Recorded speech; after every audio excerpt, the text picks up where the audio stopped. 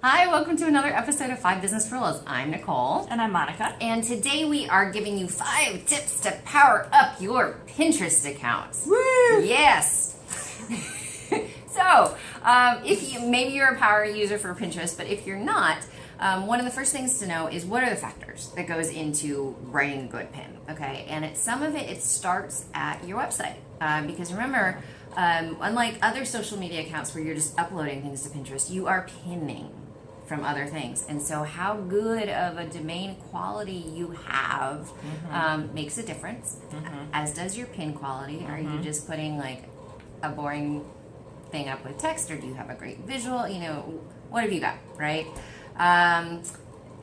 It's also going to rank if you say your pinner quality, that's your account. Like, how relevant is your account? Because even if you have one great post, if it's your first post, or you have one great post in a mix of a lot of mediocrity, you know, it's still going to be that. So, but consistency and quality and being relevant. Yeah. I mean, it's an investment. Like anything in marketing, it's an investment. I mean, and Pinterest has a lot of great guidelines that are more technical, like the photo ratio, height to width, vertical images do better than horizontal, et cetera, et cetera, et cetera. So Pinterest can absolutely work for you, especially if you have stuff to sell. Right. But you need to really take the time to do it well. And on that, keywords are huge, right? Keywords are key, if we'd say. Now, interestingly, Pinterest has a hashtag feed, but nobody really uses it, right? So we're not like, whereas, Instagram, it's all about hashtags. Not so much on Pinterest.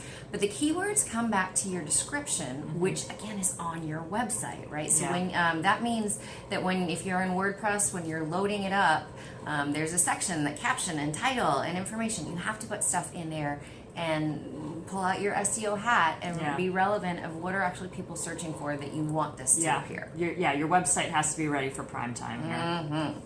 So here's what's actually really kind of fascinating to me, is we always say know your audience, right? But you have to know your Pinterest audience and the habits, because this is not something, like Instagram, that they're on all day long. Right. Okay, so there's a percentage of Pinterest users that check every day, but a lot come, 3 to 4 times a week to just check their feed.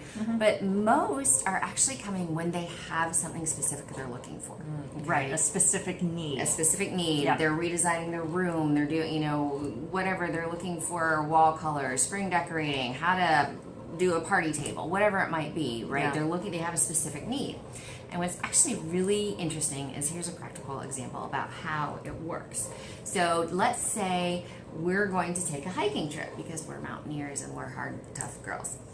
So obviously. Because obviously we know what we're talking about. We would take to Pinterest and look for hiking boots, look for tents, look for actually like what are the trails people are taking. Like we're going to figure out, and we're going to start putting these boards that we're going to go through. Okay, and so that usually happens a couple months ahead of this for planning purposes. Yes.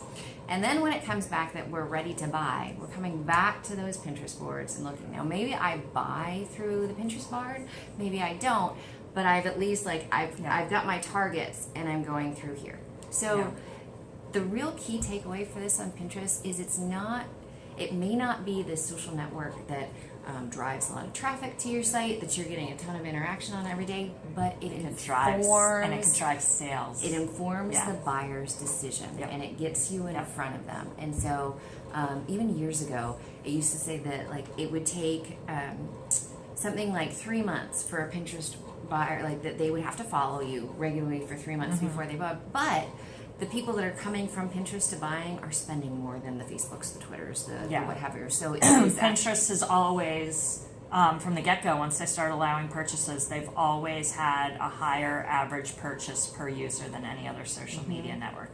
So it may not be, it may be a hard network for you. You may not think I have tons of visuals and I have tons of things. But if you're product based, and especially if you are some kind of a designer, a hair, makeup, wedding, something event, visual, whatever, anything visual, get that stuff on there. Yeah. So we hope that helps. If it does, tell us about it, or tell us what you want to know instead. We love likes, comments, and shares, and so please come back and see us next time. Thanks. Bye.